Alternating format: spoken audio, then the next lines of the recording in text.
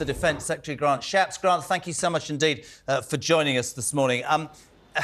It's a difficult one, really, and I say this out of respect. Your conference has been overshadowed by arguments about HS2, about tax cuts, about Liz Truss getting more of a fating than any of the rest of you. What does your leader need to do to garner enthusiasm back amongst grassroots Tories? What does he need to say, Grant Shapps?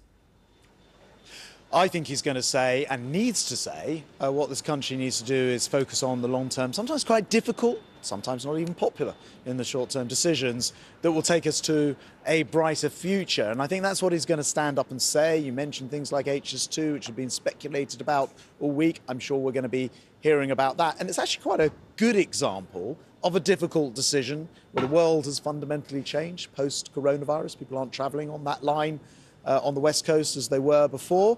But he's prepared to do something about it. And I think, as you mentioned in your intro, he will set himself out as a man who is prepared to take on the consensus sometimes, challenge it, and sometimes do something different. And what would be interesting, of course, is if you were to do that, what would you do with the tens of billions of pounds that saves? And how would that help communities, including right here in Manchester in the north? Mr Shapps, we've got the results of a poll here in which 2,000 people were asked to give one word to describe the Tories. I'm just going to read out some of those top responses there. Useless, rubbish, incompetent, corrupt, divided and untrustworthy. What's your response to that? Well, the first thing I'd say is let's actually hear the speech today, because I think you're going to hear from the Prime Minister a rejection of the sort of old ways of doing politics, of looking at the short term, making decisions which chase the opinion polls, and instead making serious long-term decisions for the country for a brighter future. Secondly, look, I accept that governing is tough. It's not easy when a coronavirus is thrown at you, once in a 100-year incident. It's not easy when there's a war on in Europe. And as Defence Secretary, I met with Zelensky last week and was talking about how we get through this next phase of that war. Very, very important that Putin does not win that war for us here in the UK, because we know what happens when a tyrant marches through Europe. So these things aren't easy, but we are going to set out a programme which is positive, which sets out that longer term picture, which takes us to a brighter future. And we will contrast that with an opposition who too often flip-flop around, chase the opinion polls, will say anything. I think Keir Starmer would say anything, literally anything, to get himself elected. And that's actually very different from some of these difficult decisions that you see Rishi Sunak taking. Grant, with respect, and I'll try and make this as simple as possible, you talk about Rishi Sunak wanting to do things differently, away from the old ways of doing politics. You talk about long-term decisions. You and Rishi Sunak have been part of the Tory government for the last number of years. What does it say? And you won't have heard, but we had a constituent on from Rishi Sunak's constituency in Richmond earlier saying, I've voted Tory for 20 years. I feel disenfranchised. I feel let down. She asked me to make this point to you.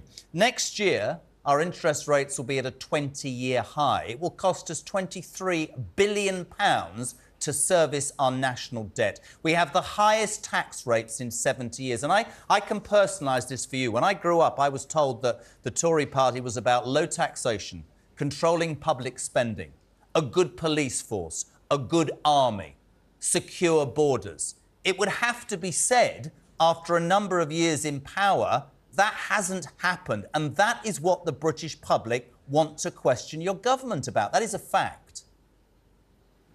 Well, so first of all, I agree with all of those core values, particularly defending the nation, and we can be very proud of our military and indeed the facilities that they have at their disposal, including, for example, the largest carriers that the Royal Navy have ever had, to give you one example.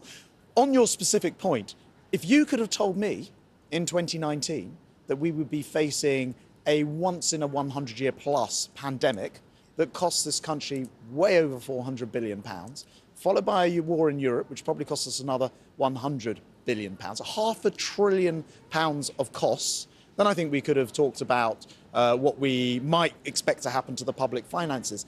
Is it a surprise to anybody that having to fork out £500 billion unexpectedly leads in the short and medium term to higher costs and taxation and even borrowing costs? No, of course it's not. But to sort of say that is because of this government would be ludicrous. And in fact, the fact that the Prime Minister has pursued ensuring that we halve inflation, which he is on track to do, is the biggest tax cut of all for the British people. So, you know, I think people talk about this as if the world hasn't changed around us, as if we haven't had coronavirus. Everyone remembers it. We all had to live through it. We all know the pain of going through that.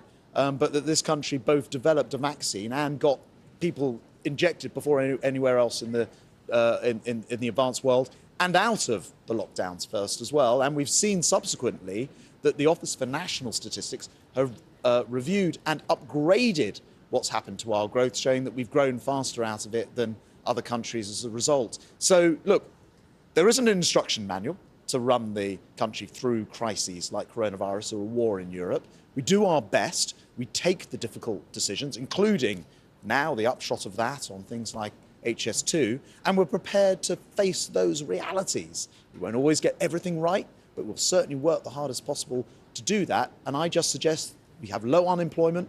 Every single Labour government in history has left office putting unemployment up. With Conservatives, get lower unemployment, and we still want to see those lower taxes and everything else that you mentioned in the longer run. Mr Shapps, you mentioned there briefly the importance of defence spending. Now, you were heard in an interview yesterday saying that the woke bankers trying to defund our defence industry need a reality check.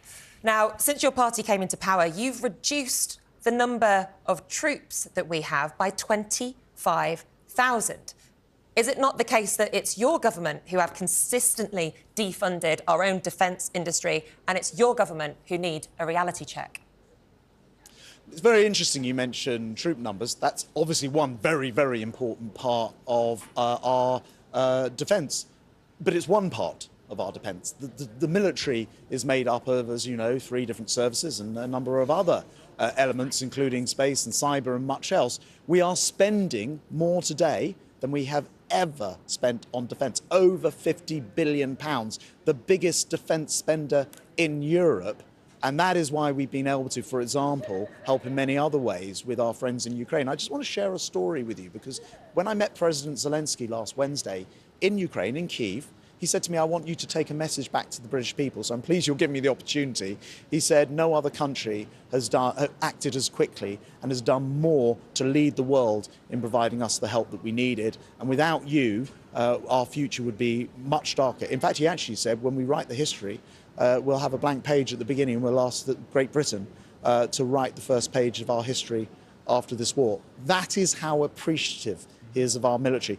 So yes, troop numbers, one part of it, but how many troops have we needed in this particular European conflict? Answer, that's not been the solution. You need ships, you need planes. Of course, you need very agile and highly trained troops, but I think sometimes we get rather distracted into only troop numbers as the way of discussing our military. Grant, I don't disagree with you, and I think that this country showed what it's all about with our support of Ukraine, led by Boris Johnson. I bring it back because I'm not trying to be like a dog with a bone. You were Home Secretary. I read an article this morning that, is it Chris Phipps, said that, you know, people in this country should perhaps try and help accost shoplifters. As a voter, 30 seconds to go, when I look, or when people watching this look and they think, I don't know, shoplifting's almost been decriminalised. We don't have that many, we don't have the military we had before, whatever we've done in Ukraine. We've got problems on our borders. We've got the highest debt ever. We've got high tax. He's got a tough job on this afternoon, your leader, to turn those people around. Do you think he can do it, yes or no? Absolutely yes, and I just want to course correct some of what you said. We've got low unemployment, almost record low unemployment right now. Crime is actually down overall, not a figure that you'll often hear mentioned, but it's true. The number of people crossing the channel illegally in those boats is down 20% this year for the first time ever, a reduction. We've led the world in Ukraine, and that comes directly from Zelensky to you. I think there's a lot this country can be extremely proud of.